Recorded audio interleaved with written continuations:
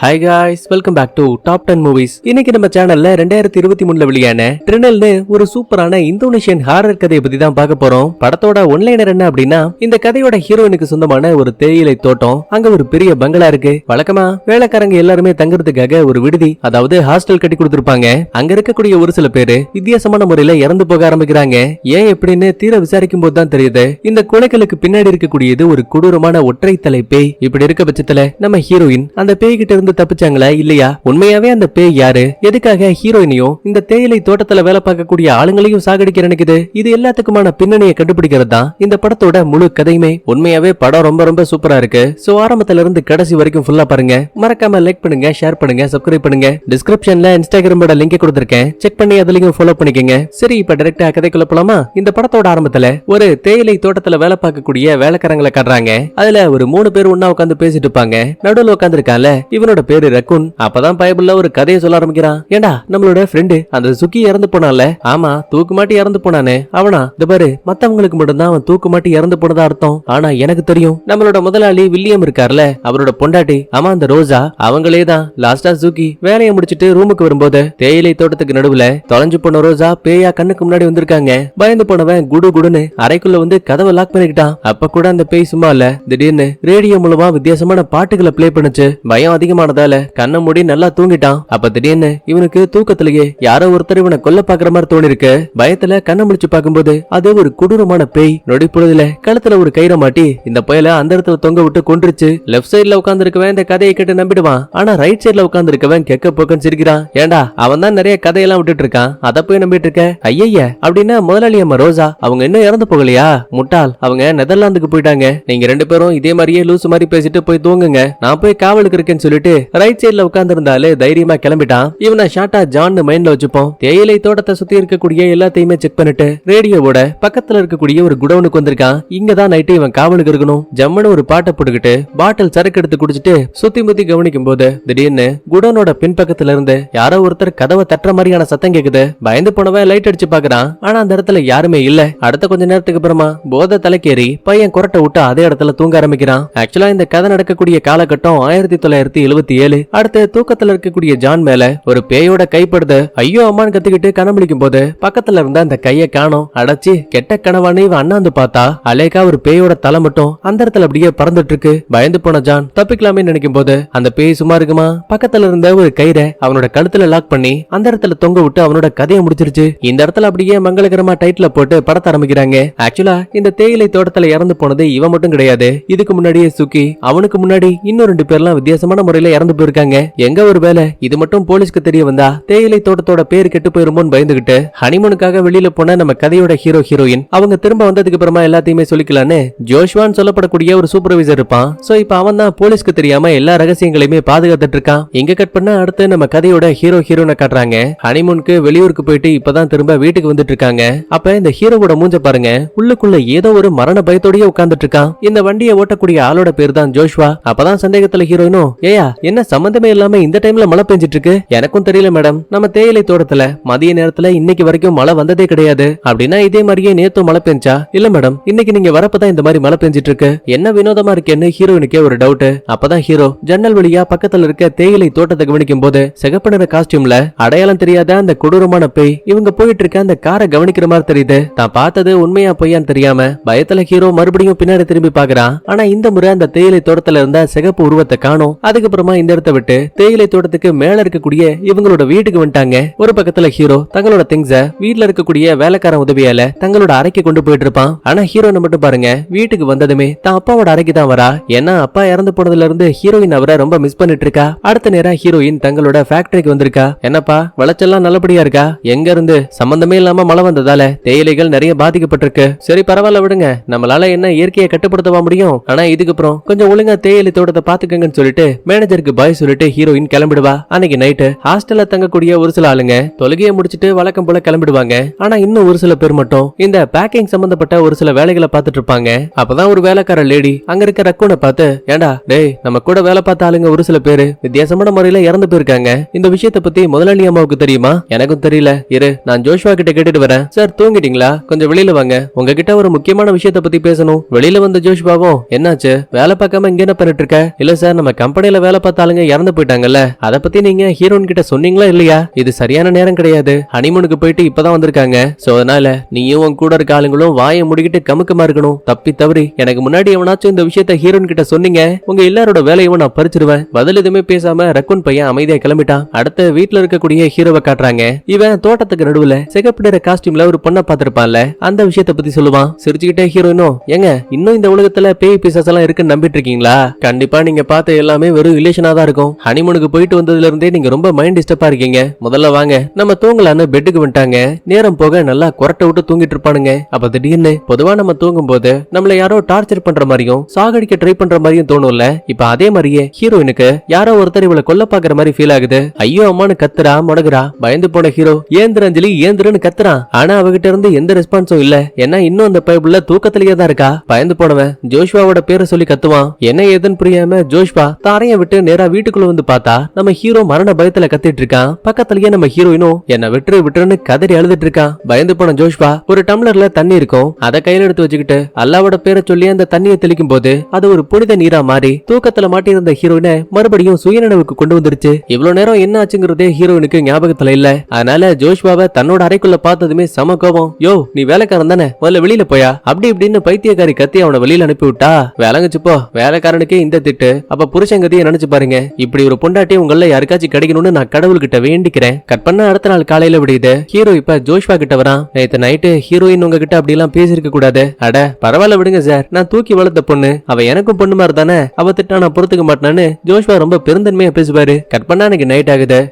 ஹீரோனுக்கு வந்திருக்கக்கூடிய அந்த தூக்க முடக்க நோய் இருக்குல்ல, அதை பத்தின புக் எல்லாம் படிச்சிட்டு இருப்பான். அப்ப சடனா பக்கத்துல இருக்கக்கூடிய ரேடியோல வித்தியாசமான பாட்டு ஒண்ணு பிளே ஆகுது. என்ன இது, பட்டனை பிடிச்சு அமுக்கவே இல்ல, பாட்டு மட்டும் ஓடுதுன்னு இவன் அந்த பட்டனை பிடிச்சு மறுபடியும் அழுத்துறான். ஒரு நிமிஷம் ஸ்டாப் ஆன பாட்டு திரும்ப மறுபடியும் பிளே ஆகுது. ஆஹா ஏதோ ஒண்ணு தப்பா இருக்குன்னு சொல்லிட்டு அந்த ரேடியோவோட ஒயரைய புடுங்கி விட்டான். ஆனா அப்பவுமே கொடூரமான பேய் ஒண்ணு கெக்க பொக்கன் சிரிக்கிற மாதிரியான சத்தம் கேக்குது. பயந்து போனவன் நேரா தங்களோட அறைக்கு ஓடி வந்து பார்த்தா அங்க ஹீரோயின் ஏற்கனவே அந்த தூக்க முடக்க நோயால பாதிக்கப்பட்டிருக்கா. கூடவே அவ அங்க இருக்கக்கூடிய ஜன்னலை பார்த்து கைய நடிட்டு இருக்கா. என்னன்னு புரியாம ஹீரோவை எட்டி பார்க்கும்போது ஜன்னலுக்கு வெளியில ஒரு பேயோட தலை மட்டுமே அந்த இடத்துல பறந்துட்டு இருக்கு. நம்ம ஆளுக்கு எப்படி இருக்கும். மறுபடியும் ஜோஷ்வாவோட பேரை சொல்லி கத்துவான். அவரும் உள்ள வந்து பாப்பாரு. நல்ல வேலை ஜன்னல் கிட்ட பேய் இல்ல, ஆனா அதுக்கு பதிலா ஹீரோயினோட உடம்பு அந்த இடத்துல பறந்துட்டு இருக்கு. இந்த மாதிரியும் எப்படியோ கஷ்டப்பட்டு மந்திரங்களை உச்சரிச்சு நம்ம ஹீரோயினை மறுபடியும் சுயநினைவுக்கு கொண்டு வந்துருவாரு. வழக்கம் போலதான் கண்ண முடிச்சதுமே இந்த பைபிளுக்கு எதுவும் ஞாபகத்துல இல்ல. யோ ஜோஷ்வா இங்க என்ன பண்ணிட்டு இருக்க, முதல்ல வெளியில போன. ஹீரோயின் இவனை புடிச்சு கத்தி விட்டா. அடி பாவி, நல்லது பண்ண வந்த என்னையே அப்படி எல்லாம் திட்டுறியான்னு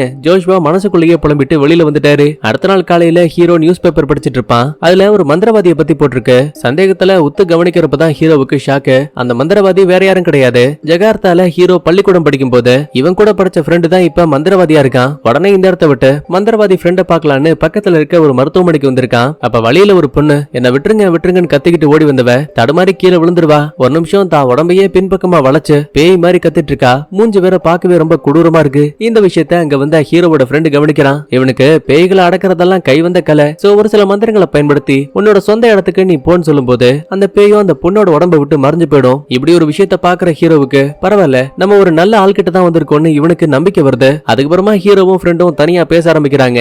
ஆக்சுவலா இந்த ஃப்ரெண்டோட பேரு டிமான். சந்தேகத்துல டிமானும், டேய் நீ ஜகார்த்தால இருக்கான்னு நினைச்சேன், எப்பரா இந்த ஊருக்கு வந்த? அதுவா, நான் நர்ஸுக்கான படிப்பு எல்லாம் முடிச்சதுக்கு அப்புறமா இந்த ஊர்லயே ரொம்ப பெரிய பணக்காரனான அந்த வில்லியம் இருக்கார்ல, அவருக்கு உடம்பு சரியில்லைன்னு அவரை பாத்துக்கிறதுக்காக இங்க வந்தேன். அப்பதான் அவரோட பொண்ணுக்கும் எனக்கும் ஒரு சின்ன காதல் உருவாச்சு. சோ வில்லியம் இறந்து போனதுக்கு அப்புறமா அவர் பொண்ணை நான் கல்யாணம் பண்ணிக்கிட்டு இப்ப அவரோட வீட்டுல தான் வாழ்ந்துட்டு இருக்கேன். பரவாயில்லையே, நீ ஒரு பணக்கார வாழ்க்கையை தான் வாழ்ந்துட்டு இருக்க போல. சரி என்னாச்சு, எதுக்காக என்ன இவ்வளவு தூரம் பார்க்க வந்த? அதுவா, கொஞ்ச நாளைக்கு முன்னாடி நானும் என்னோட மனைவியும் ஹனிமூன் போயிட்டு இப்பதான் வீட்டுக்கே வந்தோம். ஆனா வந்த நாள்ல இருந்து ஏதோ ஒண்ணு தப்பா நடக்கிற மாதிரியே ஃபீல் ஆகுது. தேயிலை தோட்டத்துக்கு நடுவுல வேற சிகப்பு நிற உடைய போட்ட ஒரு கொடூரமான பேய பார்த்தேன். முக்கியமான இத்த நைட்டு தூக்க முடக்கத்தால என்னோட மனைவி அந்த இடத்துல பறந்துட்டு இருந்தா. கண்டிப்பா எங்க வீட்டுல ஏதோ ஒரு பேய் இருக்கு, அதான் என் மனைவியா இவ்வளவு டார்ச்சர் பண்ணிட்டு இருக்கு. உன்னால ஏதாவது ஹெல்ப் பண்ண முடியுமா? அட அதுக்கு தானே நான் இருக்கேன். அதுக்கப்புறமா ஹீரோ இந்த இடத்தை விட்டு டெமான கூட்டிக்கிட்டு தங்களோட வீட்டுக்கு வந்திருக்கான். நேரா பெட்ரூம் வந்தவன் அங்க இருக்க தண்ணியில ஒரு வித்தியாசமான பொடியை கலக்குறான். இந்த பாரு, இந்த வீட்டுல உண்மையாவே பேய் இருந்தா ஒரு நாள் நைட்டுக்குள்ள இந்த தண்ணி கண்டிப்பா கருப்பா மாறிடும். ஒருவேளை கருப்பா மாறலன்னா இந்த வீட்டுல எந்த ஒரு பேயும் இல்ல, உங்க உயிருக்கும் ஆபத்து கிடையாது. சோ தண்ணி கருப்பா மாறினா மட்டும் என்ன கூப்பிடு. இப்படி பேசும்போதே கரெக்டா ஹீரோயின் உள்ள வந்துட்டா. யோ யாரையா நீ, என்ன மந்திரவாதி மாதிரி இருக்க, ஏன் அனுமதி இல்லாம என் பெட்ரூம்குள்ள எதுக்கு வந்தேன்னு டெமானா திட்டி விட்டுருவா. அவ சிரிச்சுக்கிட்டே வெளியில போயிடுவான். அப்பதான் ஹீரோவும், அவசரப்படாத, அவன் என்னோட ஃப்ரெண்டு, அதுக்கு பெட்ரூம் வரைக்கும் விடுவியா? சரி அவன் எதுக்காக இங்க வந்தான்? நீ சொன்னா பயப்படுவன் தான் இந்த விஷயத்த பத்தி உங்ககிட்ட பேசல. 2 நாளா நீ தூங்கும் போது ரொம்ப வித்தியாசமான முறையில அந்த இடத்துல பறந்த. அது மட்டும் கிடையாது, ஜன்னலுக்கு வெளியில நான் ஒரு ஒற்றை தலை பேயவும் பார்த்தேன். விளங்குச்சுப்போ நான் உங்ககிட்ட ஏற்கனவே சொன்னல, இந்த வீட்டுல பேய் பிசாசுன்னு எதுவும் கிடையாது. ஏன்டா நீயும் பயந்து என்னையும் பயமுறுத்துற?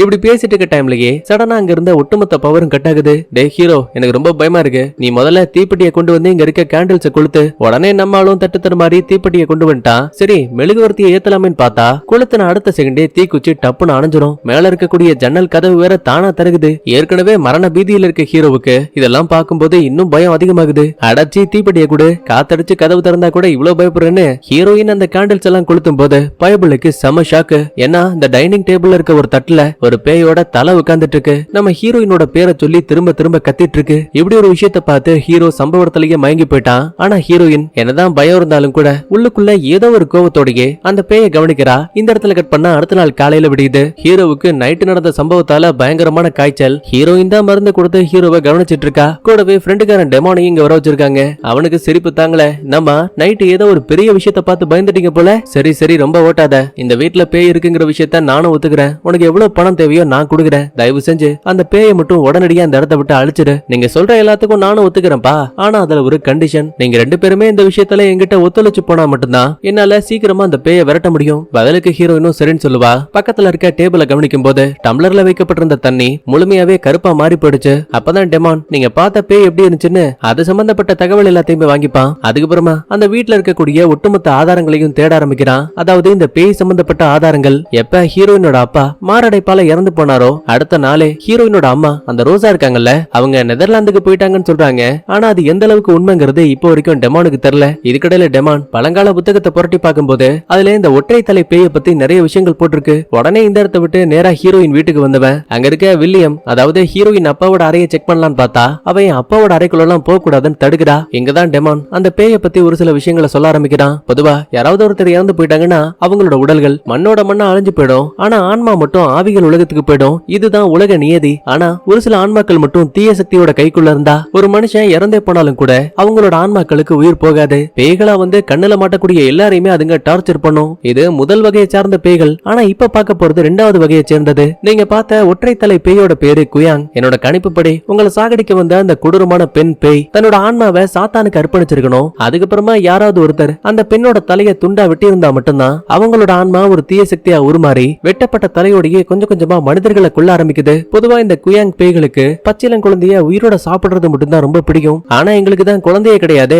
அப்புறம் இதுக்காக ஹீரோனை சாகடிக்க அந்த பேய் வந்துட்டு இருக்கு. சிரிச்சுக்கிட்டே டெமானோ, பேய் வந்தது இங்க இருக்க ஹீரோனை சாகடிக்க கிடையாது, அவளோட உடலுக்காக. இன்னும் தெளிவா சொல்லணும்னா குயாங் பேய்கள் தங்களோட தலை துண்டிக்கப்படுறதால திரும்ப தங்களுக்கு ஒரு மனித உடல் வேணுங்கிறதுக்காக முதல்ல தனக்கு பிடிச்ச ஒரு ஆளை தேடி கண்டுபிடிக்குமா. அவங்க உடம்ப அது சொந்தமாக்கி கொள்ள ஆசைப்படுமா. எப்பாடே இந்த கதையெல்லாம் கேட்கறதுக்கு எனக்கு டைம் இல்ல. உடனடியா அந்த பேயை விரட்டு. அவசரப்படாதீங்க, எனக்கு ரொம்ப பசிக்குது இல்ல. சாப்பிட்டு முடிச்சதுக்கு அப்புறமா அந்த பேய் விரட்டுறதுக்கான வேலையை பார்க்கலாம். அப்ப டெமான் மூடி இருக்கக்கூடிய சாப்பாடை திறக்கலான்னு பார்க்கும்போது ஹீரோவுக்கு உள்ள ஏதாவது பேய் தலை இருக்குமோன்னு பயம் வேற. பயத்திலேயே ஒண்டி ஒதுங்குவான். சிரிச்சுக்கிட்டே டெமான் டப்புன்னு அந்த மூடியை திறக்கும் போது உள்ள வெறும் சாப்பாடு மட்டும் தான் இருக்கு. கேட்க பக்கம் சிரிப்பாங்க. அப்படியே லைட்டா பின்பக்கமா திரும்பி பார்க்கும்போது ஹீரோயினுக்கு மட்டும் ஜன்னலுக்கு வெளியில அந்த கொடூரமான பேயோட தலை பறக்கிற மாதிரி தெரியுது. ஐயோமான்னு கத்துவாங்க. இப்ப டெமானும் கவனிப்பான். ஆனா அந்த இடத்துல இப்ப எந்த ஒரு பேய்களும் இல்ல. இந்த பாருங்க, தூரத்துல தங்கி இருந்தே என்னால எதுவும் பண்ண முடியாது. நாளைக்கு காலையில என் பெட்டி படுக்கையெல்லாம் பேக் பண்ணிட்டு இங்க வரேன். இன்னும் ஒரு சில ஆராய்ச்சிகளை பண்ணதுக்கு அப்புறம் தான் என்னால அந்த பேயை முழுசா அடக்க முடியும்னு சொல்லிட்டு காலையில விடிஞ்சதுமே பெட்டி படுக்கையெல்லாம் பேக் பண்ணிட்டு பக்கத்துல இருக்க ஒரு சின்ன வீட்டுக்கு குடி வந்துட்டான். ஆக்சுவலா இது இறந்து போன வில்லியமோட ஆபீஸ் ரூம். அதைத்தான் இப்ப டெமானுக்கு தங்கறதுக்காக கொடுத்திருக்காங்க. உள்ள வந்ததுமே ஒரு சில போட்டோக்கள் இருக்க விஷயத்தை கவனிக்கிறான். ஆனா அதுல ஒரே ஒரு போட்டோ மட்டும் பின்பக்கமா திரும்பி இருக்கு. சந்தேகத்துல அது என்ன போட்டோன்னு கவனிக்கும் போது நம்ம ஹீரோயின், வில்லியம் அப்புறம் ரோசா இவங்க 3 பேரும் ஒன்னா இருக்க மாதிரியான ஒரு போட்டோ. ஆனா இதை யாரு திருப்பி வச்சாங்கன்னு டெமானுக்கு புரியல. சந்தேகத்துல ஜோஷ்வாவை கூப்பிட்டு, ஆமா ஏன் இந்த போட்டோ மட்டும் திரும்பி இருக்கு? ஐயா என்ன மன்னிச்சிருங்க, நீங்க ரோசா பத்தி கேள்வி கேட்டா என்னால எதுவும் சொல்ல முடியாது. இங்க இருக்க ஹீரோயின் மேல உனக்கு அக்கறை இருக்குல்ல, அவங்க உயிரை காப்பாத்தணும்னா நீ என்கிட்ட ஏதாவது ஒரு சில தகவலை சொன்னா மட்டும்தான் என்னால அந்த பேயை விரட்ட முடியும். ஆரம்பத்துல யோசிக்கிற ஜோஷ்வாவும், ஐயா நீங்க நினைக்கிற மாதிரி முதலாளி அம்மாவான ரோசா அவங்க நெதர்லாந்துக்கு போகல. லாஸ்டா வில்லியம் இறந்து போனதுல இருந்தே அவங்க எங்க போனாங்கன்னு யாருக்கும் தெரியாது. முக்கியமா இங்க இருக்க ஹீரோயினுக்கு கூட.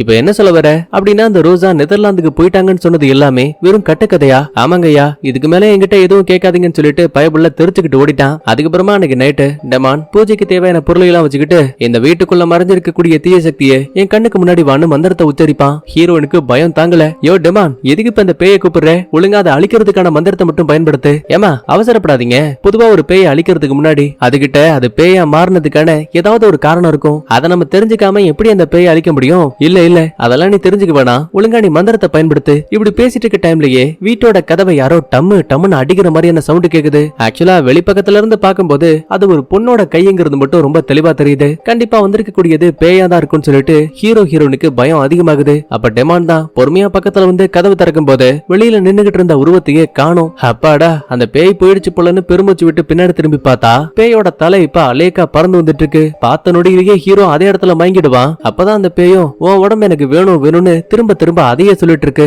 இதை கவனிக்கக்கூடிய டெமான் ஓடி வந்து மந்திரத்தை உச்சரிப்பான். ஆனா பேய் இவனை ஒரே அடியில பறக்க விட்டுருச்சு. இதுக்கடையில மயங்கி போன ஹீரோனை காப்பாத்திக்கிட்டு அந்த வீட்டை விட்டு தப்பிக்கலான்னு பாப்பான். ஆனா எந்த கதவை திறக்க நினைச்சாலுமே அது மொத்தமா லாக் ஆயிருக்கு. இது எல்லாமே பேயோட வேலைதான். ஒரு கட்டத்துல நம்ம ஹீரோவை கொண்டுட்டு பக்கத்துல இருக்க ஹீரோயின் உடம்ப தனக்கு சொந்தமாக்கலாம்னு நினைக்கும் போது நல்ல வழியா டெமான் உள்ள வந்துட்டான். தலையோட கொத்தா பிடிச்சு மந்திரங்களை உச்சரிச்சுக்கிட்டு வீட்டுக்கு வெளியில வந்து அந்த பேயை தூக்கி போடும்போது நொடி பொழுதுல அதுவும் மறைஞ்சு போயிடும். எப்பாடே அந்த பேயை நீ மொத்தமா அழிச்சிட்டியா? இல்ல தற்காலிகமா அந்த பேயை நான் இங்க இருந்து விரட்டி இருக்கேன். கட் பண்ணா காலையில விடுது. நம்ம ஹீரோயின் இப்ப இந்த டெமான் கிட்ட ஏதோ ஒரு ரகசியத்தை மறைக்கிற மாதிரியே ஃபீல் ஆகுது. ஒருவேளை அந்த ரகசியம் இறந்து போன வில்லியமோட ரூம் இருக்குல்ல அங்க மறைக்கப்பட்டிருக்குமோங்கிற சந்தேகத்துல திருட்டுத்தனமா ஹீரோயின் இல்லாத நேரத்துல ஜன்னல் கதவை உடைச்சுக்கிட்டு அவரோட அறைக்குள்ளேயே வந்துட்டான். அப்பதான் கையில வித்தியாசமான ஒரு புக் மாடுது. திறந்து பார்த்தா ஹீரோயினும் வில்லியமும் ஒரு போட்டோல இருக்காங்க. இன்னொரு போட்டோல அந்த ரோசா மட்டும் இருக்கா. எதுக்காக ஒரு ஃபேமிலியா இருந்துகிட்டு தனித்தனியா போட்டோ எடுத்திருக்காங்க அப்படின்னா இவங்க ஃபேமிலிக்குள்ளேயே ஏதாவது பஞ்சாயத்தா இருக்கும்னு இப்ப டெமானுக்கு இன்னும் சந்தேகம் அதிகமாகுது. இதுக்கடையில வெளியில போன ஹீரோயின் திரும்ப அப்பாவோட அறைக்கு வந்து பார்க்கும்போது அங்க வைக்கப்பட்டிருந்த புக்கு லைட்டா நகர்ந்திருக்க விஷயத்த கவனிக்கிறா. அப்படின்னா டெமான் தான் திருட்டுத்தனமா உள்ள வந்துட்டு போயிருக்காங்கிற விஷயத்த இவ கண்டுபிடிச்சிட்டா. அடுத்து கம்பெனில வேலை பார்க்கக்கூடிய ஆளுங்களை காட்டுறாங்க. இப்ப அந்த பைப்புலங்க புலம்பிட்டு இருக்கானுங்க. ஐயா பாத்தீங்களா சம்பந்தமே இல்லாம மதிய நேரத்துல அதிகமான மழைப்பொழிவு ஏற்பட்டுச்சு. ஆனா ரெண்டாவதா இப்ப தேயிலை தோட்டங்கள்ல நிறைய பூச்சிகள் வந்திருக்கு. இது மூலமா நம்மளோட அறுவடையே ரொம்ப கம்மியா இருக்கு. எனக்கும் நடக்கிற விஷயங்களை பார்க்கும்போது ரொம்ப அமானுஷமா தான் இருக்குன்னு வேலைக்காரங்க இவங்களுக்குள்ளேயே பேசிட்டு இருப்பாங்க. அப்ப ஒரு குடுமைக்காரன் ஓடி வரான். எப்பா ரக்கோன் இங்க வந்தானா? இல்ல ஏன் என்னாச்சு? இல்ல அவன் வேலைக்கு வந்து 2 நாள் ஆச்சு. எங்க போனா என்னாச்சுன்னு எந்த ஒரு தகவலும் இல்ல. எனக்கு என்னமோ ஒரு வேலை இந்த இடமே சபிக்கப்பட்ட இடம் நினைக்கிறேன். அதனாலதான் நம்ம கம்பெனில வேலை பார்த்த எல்லாருமே ஒவ்வொருத்தனா தொலைஞ்சு போறானுங்க. அப்படி இல்லனா இறந்து போறானுங்க. அப்பதான் குடுமைக்காரனுக்கு பக்கத்துல இருக்க குடோன்குள்ள இருந்து ஒரு வித்தியாசமான சத்தம் கேக்குது. குடுமைக்காரன் பொறுமையா உள்ள வந்து பார்த்தா பைபிளுக்கு சம ஷாக்கு. ஏன்னா கழுத்துல கயிறு மாட்டப்பட்ட நிலைமையில பார்க்கவே ரொம்ப கொடூரமா இறந்து போய் கிடக்குறான். வழக்கம் போல போலீஸ்க்கு தெரியாம இந்த விஷயத்த மூடி மறைச்சாலும் கூட மத்த வேலையாட்கள் இதை பார்த்து சும்மா இருப்பாங்களா? கண்டிப்பா இந்த தேயிலை தோட்டத்துல ஒரு கொடூரமான பேய் இருக்கு. அதுதான் எல்லாரையும் கொண்டுகிட்டு இருக்குன்னு பயந்து எங்களுக்கு இந்த வேலையே வேணாம்னு சொல்லிட்டு மொத்த பேரும் பெட்டி படுக்கைய பேக் பண்ணிட்டு கிளம்புவானுங்க. ஜோஷ்வாவும் முடிஞ்ச வரைக்கும் பேசி பாப்பாரு. ஆனா உயிர் மேல இருக்க பயத்தால ஒருத்தன் கூட இங்க தங்கறதுக்கு சம்மதிக்கல. அடுத்த நேரா வீட்டுக்கு வந்த ஜோஷ்வா ஹீரோனை பார்த்து இதுக்கு முன்னாடி இறந்து போன ஆளுங்க இருக்காங்கல்ல அது சம்பந்தப்பட்ட எல்லாத்தையுமே ஒப்படைச்சிருவான். ஆமா ஏன் என்கிட்ட இந்த விஷயத்தை பத்தி முன்னாடியே சொல்லல? இல்ல மேடம் நீங்க ஹனிமூன் போயிட்டு இப்பதான் வந்தீங்க. கூடவே வேலையாட்கள் இறந்து போறாங்கன்னு மத்த ஆளுங்களுக்கு தெரிய வந்தா அவங்களுக்கு உயிர் பயத்தால இந்த கம்பெனில வேலை பார்க்கவே ஒத்துக்க மாட்டாங்க. அதனாலதான் வேற வழி இல்லாம எல்லாத்தையுமே மறைச்சிட்டோம். ஆனா இப்ப நிலைமை கைமீறி போயிடுச்சு மேடம். ஒரு நிமிஷம் யோசிச்சு பாக்குற ஹீரோயினும் சரி இப்ப நடந்த எல்லாமே நமக்குள்ளேயே இருக்கட்டும். வெளியூர்ல இருந்து வேலைக்காக ஆளுங்களை கூப்பிடுங்க. மீதி எல்லாத்தையும் நான் பாத்துக்கிறேன். பதிலுக்கு ஜோஷ்வாவும் சரின்னு சொல்லிட்டு அந்த இடத்த விட்டு கிளம்பிடுவான். அப்ப அந்த இடத்துக்கு கரெக்டா டெமான் வந்துட்டான். இவனை பார்த்ததுமே ஹீரோயினுக்கு செம கோபம். என்னப்பா கொடுத்த பணத்துக்காக திருட்டுத்தனமா எங்க அப்பாவோட ரூமையே வேவு பாக்குறல்ல? ஆமா உங்களை கொலை பண்ண பார்க்கக்கூடிய அந்த பேயை பத்தின உண்மை எனக்கு தெரியணும்னா நீங்க மறைச்சு வச்சிருக்கக்கூடிய எல்லா ரகசியங்களும் எனக்கு தெரிஞ்சாகணும். இப்ப கூட உங்களுக்கு டைம் இருக்கு. நீங்க எங்கிட்ட இருந்து எந்த உண்மையை மறைக்கிறீங்களோ அதை தாராளமா என்கிட்ட சொல்லலாம். ஆனா ஹீரோ பாருங்களேன் இருமல் வர மாதிரி ஆக்டிங்க போட்டுட்டு ஹீரோயின் கூட நேரா அறைக்கு போக பாப்பான். குறுக்க வந்த டெமானோ சரி சரி ஓவரா நடிக்காத. இதுல ஒரு மந்திர உப்பு இருக்கு. கூடவே மந்திர தண்ணியும் இருக்கு. தூங்குறதுக்கு முன்னாடி உங்க பெட்டை சுத்தி இந்த உப்பு மூலமா ஒரு வட்டத்தை உருவாக்குங்க. அது மூலமா கண்டிப்பா அந்த பேயால உங்களுக்கு எந்த ஒரு தொல்லையும் வராது. சரின்னு இப்ப அதே மாதிரியே பெட்டை சுத்தி வட்டத்தை உருவாக்கிட்டு 2 பேரும் தூங்கலான்னு பாக்கும்போது ஹீரோவுக்கு மரண பயம் இன்னும் குறையவே இல்ல. இதே டைம்ல டெமான் இறந்து போன வில்லியமோட ஆபீஸ் ரூம்ல தான் தங்கி இருப்பான்ல. சோ இப்ப அவரோட ஆன்மா கிட்டயே உங்க பொண்ணு என்கிட்ட இருந்து எதையோ ஒண்ணு மறைக்கிறா. சோ முழு ரகசியங்கள் யாருக்கு தெரியுமோ அவங்க மூலமா எனக்கு ஹெல்ப் பண்ணுங்க. அப்படி இப்படின்னு மந்திரங்களை உச்சரிக்கும் போது அங்க இருக்கக்கூடிய விளக்குகள் எல்லாம் விட்டு விட்டு எரிய ஆரம்பிக்குது. கூடவே கண்ணாடியில ஒரு வயசான பாட்டியோட உருவம் தெரியுது. என்னன்னு புரியாம டெமான் பின்னாடி திரும்பி பார்க்கும்போது ஹீரோனுக்கு கீழே ஒரு வேலைக்காரர் இருந்திருப்பான்ல அவன் வந்து நிக்கிறான். இவனை ஷார்ட்டா தொப்பிக்காரன்னு மைண்ட்ல வச்சுப்போம். உடனே இந்த இடத்தை விட்டு டெமான் தொப்பிக்காரன் கூட இன்னொரு லேடியோட வீட்டுக்கு வந்திருக்கான். அதாவது கண்ணாடியில ஒரு வயசான பாட்டியை பார்த்திருப்பான்ல அதே பாட்டி தான் இங்க இருக்காங்க. பாப்பா உன்னதான் நான் ரொம்ப நாள் எதிர்பார்த்துட்டு இருந்தேன். பதிலுக்கு டெமானும் அம்மா நீங்க யாரு? இறந்து போன ரோசா இருக்கல்ல அவங்களுக்கு நெருக்கமான சொந்தக்காரி. அப்படியா? என்ன விதத்துல சொந்தம்? அவளை பெத்தெடுத்த அம்மாவே நான் தான். கூடவே இங்கதான் இந்த பாட்டியம்மா ஒரு கதையை சொல்ல ஆரம்பிக்கிறாங்க. என் பொண்ணு ஜூலை 7ஆம் தேதி பிறந்தா. மத்த பெண்கள் மாதிரி இல்லாம அவளோட ஆசைகள் ரொம்ப அளவுக்கு அதிகமா இருந்துச்சு. இருந்துச்சு. சொல்லப்போனா ஒரு மிகப்பெரிய பணக்காரனுக்கு தான் ஒரு மனைவி ஆகணும்னு ஆசைப்பட்டா. பிறப்பாலேயே நான் ஒரு ஏழ்மையானவ, அதனால என் பொண்ணையும் ஊர்ல இருக்கக்கூடிய எந்த ஒரு பணக்காரனும் ஏறெடுத்து பார்க்கல. அப்பதான் ரோசா தான் அழகுல மத்தவங்க மயங்கணுங்கிறதுக்காக ஒரு தப்பான வழியை தேர்ந்தெடுத்தா. அதான் பழங்கால மந்திரங்கள். இந்த ஊர்லயே தீய சக்திகளை கடவுளை வணங்கக்கூடிய ஒரு மிகப்பெரிய ஷாமனை தேடி கண்டுபிடிச்சா. ஒரு கோழி கழுத்தை அறுத்து அந்த ரத்தத்தை ரோசாவுக்கு குடிக்க கொடுத்தான். அடுத்த நிமிஷமே அவளோட ஆன்மா சாத்தானுக்கு விற்கப்பட்டுச்சு. அடுத்த நாள்ல இருந்து ரோசாவோட அழகுக்கு இந்த ஊர்ல மயங்காத ஆளுங்களே கிடையாது. அப்பதான் எதிர்பாராத விதமா அந்த வில்லியம்னு சொல்லப்படக்கூடிய பணக்காரனும் காதல் வலையில விழுந்தான். அடுத்த சில மாதங்கள்லயே வில்லியம்க்கும் ரோசாவுக்கும் திருமணமாச்சு. ஆரம்பத்துல என்னதான் இவங்க வாழ்க்கை ரொம்ப நல்லா போனாலும் கூட ரோசா எப்ப கர்ப்பமானாலோ அந்த நிமிஷத்துல இருந்து தன்னோட அழகு போயிடுமோங்கிற பயத்தால வயிற்றுக்குள்ள இருந்த குழந்தையவே வெறுக்க ஆரம்பிச்சா. ஒரு கட்டத்துல அதை சாகடிக்கணுங்கிற எண்ணத்துல விஷத்தை கூட குடிக்க பார்த்தா. ஆனா எங்க ஒரு வேலை நம்ம உயிரும் போயிருமோங்கிற பயத்தாலேயே வேற வழி இல்லாம அந்த குழந்தையவும் பெத்தெடுத்தா. ஒரு பக்கத்துல வில்லியம்க்கு தான் பொண்ணுனா அளவு கிடந்த உயிர். ஆனா ரோசா அப்படியே ஆப்போசிட். வயசானாலும் கூட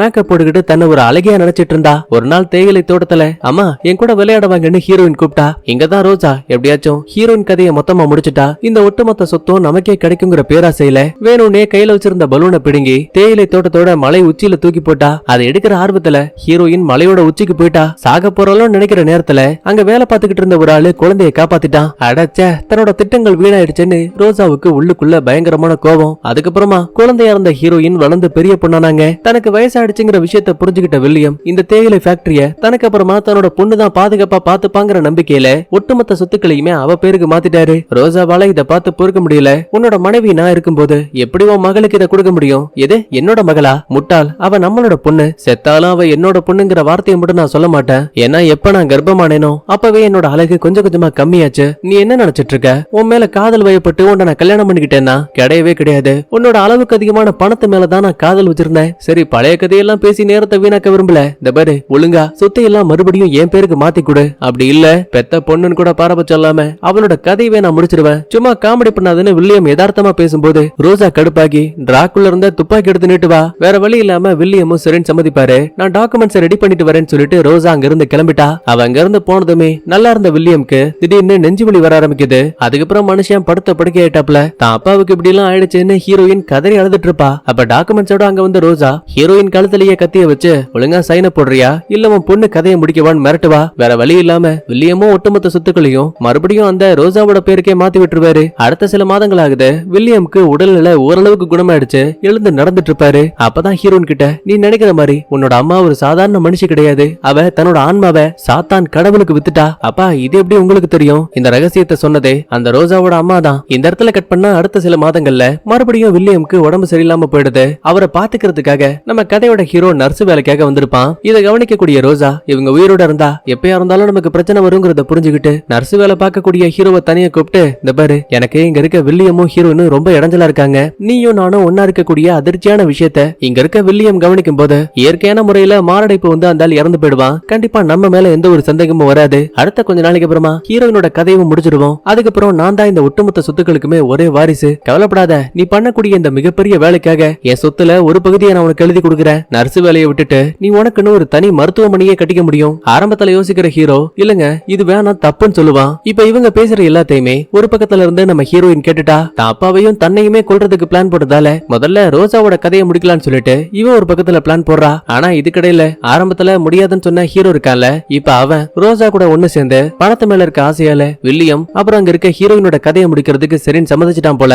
ஏற்கனவே பிளான் போட்ட மாதிரி சொந்த புருஷன் முன்னாடியே இவன் அந்த ஹீரோ கூட ஒண்ணுமா இருப்பா. இந்த அதிர்ச்சியாலேயே வில்லியம் சம்பவ இடத்துலயே இறந்து போயிடுவான். ஆஹா போட்ட பிளான்ல ஒண்ணு ஓகே ஆயிடுச்சுன்னு ரோசாவுக்கு அளவு கிடந்த சந்தோஷம். அப்ப திடீர்னு கண்ணாடி எல்லாம் உடைச்சுக்கிட்டு கரெக்டா ஹீரோயின் உள்ள வந்துட்டா. மறைச்சு வச்சிருந்த பட்டாக்கத்தி எடுத்து கழுத்தோட ஒரு வெட்டு. அவ்வளவுதான் துண்டாயிடும். பயப்புள்ள மொத்தமா இறந்தே போயிட்டா. மரண பயத்துல இதையெல்லாம் ஹீரோ பாத்துட்டு இருப்பான். அப்ப பக்கத்துல வந்த ஹீரோயினும் இந்த பாரு உன்னை நான் சாகடிக்க கூடாதுன்னா நீ என்ன கல்யாணம் பண்ணிக்கணும். ஏன்னா அப்பதான் உனக்கு தெரிஞ்ச ரகசியங்கள் வெளி உலகத்துல யாருக்கும் தெரியாம பாதுகாக்கப்படும். என்ன கல்யாணம் பண்ணிக்க ஓகேவா இல்லையா? மரண பயத்தால வேற வழி இல்லாம ஹீரோவும் இந்த டீலுக்கு சரின்னு சம்மதிக்கிறான். அதுக்கப்புறமா இறந்து போன உடம்ப இந்த வீட்டுக்கு பக்கத்துல இருக்கக்கூடிய குடவுன் இருக்கு இல்லையா, அந்த இடத்துல குழிய தோண்டி புதைச்சிட்டானுங்க. தலைய மட்டும் தனியா நெருப்ப பயன்படுத்தி அடையாளமே தெரியாத மாதிரி எரிச்சு விட்டானுங்க. அது மூலமா தான் அந்த பேயோட தலை பக்கத்துல இருந்தாலும் கூட அது யாரு என்னங்கிற விஷயத்த கூட டெமானால கண்டுபிடிக்க முடியல. இப்ப நடந்த எல்லாத்தையுமே பாட்டியம்மா ஒரு பிளாஷ்பேக்கா சொல்லி முடிச்சிட்டு இந்த பருப்பா என் பொண்ணோட பேய் அடக்கணும்னா அதுக்கு இறந்து போன அவளோட உடம்ப கரெக்டா ஜூலை 7ஆம் தேதி சரியா 2 மணிக்கு, அதாவது அவளோட பிறந்த தேதி பிறந்த நேரத்துல அவளோட வெட்டப்பட்ட தலைய திரும்ப அவ உடம்புலயே ஒண்ணு சேர்த்தா மட்டும்தான் அவளோட பேயை நம்மளால அழிக்க முடியும். ஆனா இந்த இடத்துல நமக்கே டவுட் வரும்ல, எப்படி ஹீரோயின் ரோசாவை சாகடிச்ச விஷயம் இந்த பாட்டிக்கு தெரிஞ்சிருக்கும்னு. ஆக்சுவலா பின்னாடி உட்கார்ந்திருக்க தொப்பிக்காரர் இருக்கால, அவன் தான் ரோசா உடம்ப குடவுன்ல புதைக்கிற விஷயத்த ஒளிஞ்சிருந்து பாத்திருப்பான். பாட்டி அம்மா கிட்டையும் போட்டு கொடுத்திருப்பான். அதுக்கப்புறமா டெமான் பாட்டிக்கு பாய் சொல்லிட்டு நேரா ஹீரோயினை பார்க்கலாம்னு சொல்லிட்டு கிளம்ப நினைக்கும் போது வெளியில வந்த அடுத்த நிமிஷமே முகமடி போட்ட ஒரு ஆளு பட்டாக்கத்தையை வச்சு டெமானோட கழுத்தையே துண்டா வெட்டிட்டான். சரி, யாரா இவன், எதுக்கடா இவனை கொன்னான்னு பார்த்தா அது வேற யாரும் கிடையாது, நம்மளோட ஹீரோ தான். இப்ப டெமான் மட்டும் வெளியில போடானுவீங்களேன், கண்டிப்பா போலீஸ் கிட்ட ஹீரோயினை மாட்டி வர்றதுக்கான வாய்ப்பு இருக்கு. இவ்வளவு பெரிய பணக்கார வாழ்க்கையை வாழ்ந்துட்டு ஹீரோவுக்கு ஜெயிலுக்குள்ள போறதுக்கு விருப்பம் கிடையாது. அந்த ஒரே காரணத்தால மட்டும்தான் இப்ப டெமானோட கதையை இந்த பைபிள்ல முடிச்சுட்டான். ஒரு பக்கத்துல டெமான் உடம்ப குழிய தோண்டி புதைச்சிட்டு இங்க நடந்த விஷயத்த பத்தி யாருக்கிட்டயாச்சும் சொன்னீங்கன்னா பாட்டியம்மாவையும் அங்க இருக்க தொப்பிக்காரனையும் கொன்றுவேன் மிரட்டிட்டு திரும்ப ஹீரோனை பாக்குறதுக்காக வீட்டுக்கு வந்துட்டு இருக்கான். இதே டைம்ல தூக்கத்தை விட்டு கண்ண முழிச்ச ஹீரோயின் பக்கத்துல ஹீரோ இல்லங்கிற விஷயத்த கவனிக்கிறா. அப்ப இறந்து போன ரோசாவோட பேயும் அந்த இடத்துல பறந்து வந்துட்டு இருக்கு. ஏண்டி, நீ மனுஷியா இருக்கும் போதே பேயாதான் இருந்த, இப்ப நீ பேயா மாறினா மட்டும் உன்னை பார்த்து பயந்துருவனா? உன்னால என்ன முடிஞ்சா கொண்டுக்கோன்னு சொல்லிட்டு ஹீரோயின் அங்க எங்கன்னு தெரிச்சு ஓடுவா. விடாம அந்த பேயோட தலையும் இவ்வளவு துரத்தி வந்துட்டு இருக்கு. இதுக்கடையில நேரா வீட்டுக்கு வந்த ஹீரோ குடவுன்ல ரோசாவோட தலையை புதைச்சு வச்சிருப்பாங்கல்ல, இப்ப அதை தோண்டி எடுத்துட்டான். அடுத்த ஹீரோனுக்கு என்னாச்சுன்னு பார்க்கும்போது அந்த கொடூரமான பேயோட தலை கொஞ்சம் கொஞ்சமா இவளோட கழுத்தை நெரிச்சு உடம்ப இப்ப தனக்கு சொந்தமாக்க நினைக்குது. ஆனா நல்ல வேலை, நம்ம ஹீரோ இருக்கான்ல, அவன் தான் அந்த வெட்டப்பட்ட தலையை தோண்டி எடுத்து திரும்ப ரோசா உடம்போட ஒண்ணு சேர்த்துருவான். அடுத்த நிமிஷமே பாட்டியம்மா சொன்ன மாதிரி ரோசாவோட பேயும் மொத்தமா அழிஞ்சு போயிடும். அப்புறம் என்ன, நல்லபடியா பிரச்சனை எல்லாம் முடிஞ்சு போனதால அடுத்த நாள் காலையில ஜாலியா தண்ணி அடிச்சிட்டு இருப்பானுங்க. வேலைக்காரன் மரண பயத்தோட தான் இன்னும் இந்த இடத்துல வேலை பார்த்துட்டு இருக்கான். அப்ப பக்கத்துல இருக்க ஜோஷ்வாவை பார்த்து லைட்டா தலையாடுறான். என்னன்னு பார்த்தா ஜோஷ்வா கிட்ட இந்த ஹீரோயின் பண்ண கொலையெல்லாம் இருக்குல்ல, அதை கோத்து விட்டாங்க. மேடம், நான் உங்ககிட்ட காசு பணம்னு எதுவும் எதிர்பார்க்கல. இறந்து போன ரோசா உடம்ப முறைப்படி அடக்கம் பண்ணா நம்ம வேலையாட்கள் கொஞ்சம் பாதுகாப்பா வேலை பார்ப்பாங்கன்னு நினைக்கிறேன். ஆனா ஹீரோயினுக்கு அதுல விருப்பம் கிடையாது. இங்க பாரு, அவ தாய் கிடையாது, உண்மையாவே பேய். உனக்கு தெரிஞ்ச ரகசியம் உனக்குள்ளேயே இருக்கணும்னா உனக்காக ஒரு தனி புது காரை வாங்கி தரேன், ஜாலியா ஓட்டிக்கோ. இல்ல மேடம், நான் உங்க அப்பாவுக்கு நேர்மையான ஒரு வேலைக்காரன், கடைசி வரைக்கும் நான் உங்களுக்கும் நேர்மையா தான் இருப்பேன். ரொம்ப நல்லது. ஒருவேளை நீ நேர்மையா இருக்க மாட்டேன்னு சொன்னா உன்னையும் கொல்றதுக்கு ஒரு பிளான் போட வேண்டியதா இருக்கும் பாரு. சரி, நீ போய் வேலையை பாருன்னு சொல்லிட்டு ஹீரோயின் போதையோட பெட்ரூமுக்கு போயிட்டானுங்க. கட் பண்ணா அன்னைக்கு நைட் ஆகுது. ஹீரோயின் குளிக்கலாமே பாத்ரூமுக்கு வந்துருவா. அப்ப சடனா அங்க இருக்கக்கூடிய கதவு திறகுது. என்ன தோணும், ஒருவேளை ஹீரோ தான் நம்ம கிட்ட விளையாடுறான் போலன்னு. இப்படி எல்லாம் பண்ணாத, எனக்கு பயமா இருக்குன்னு ஹீரோயின் புலம்பிட்டு இருக்கா. இது கடையில ஹீரோ நடந்த எல்லாத்தையும் திரும்ப யோசிச்சு பார்த்துட்டு இருப்பான். அப்ப கண்ணுக்கு முன்னாடி குளிக்க போன ஹீரோயின் வந்து நிப்பா. என்ன இப்பதான் போனா அதுக்குள்ள வந்துட்ட? ஆனா அவ பதிலே பேசாம லைட்டா சிரிச்சுக்கிட்டு போட்டிருக்க ட்ரெஸ்ஸ கழட்டிட்டா. ஐ ஜாலி, இன்னைக்கு ரெண்டு பேரும் கசமசா பண்ண போறோம்னு பையனுக்கு அவ்வளோ ஆசை. ஆனா அங்கதான் ட்விஸ்ட். ஏன்னா வந்தது உண்மையான ஹீரோயின் கிடையாது, இறந்து போன டெமான் இருக்கான்ல, அவன் தான் இப்ப ஒரு பெரிய தீய சக்தியா மாறி இங்க வந்திருக்கான். மந்திரவாதியா இருக்கதால தன்னை யாராவது சாகடிச்சிட்டாங்கன்னா தனக்கு திரும்ப ஒரு அரக்கன் மூலமா உயிர் கிடைக்கிற மாதிரி இவன் ஒரு சில மந்திரங்களை பயன்படுத்திருப்பான் போல.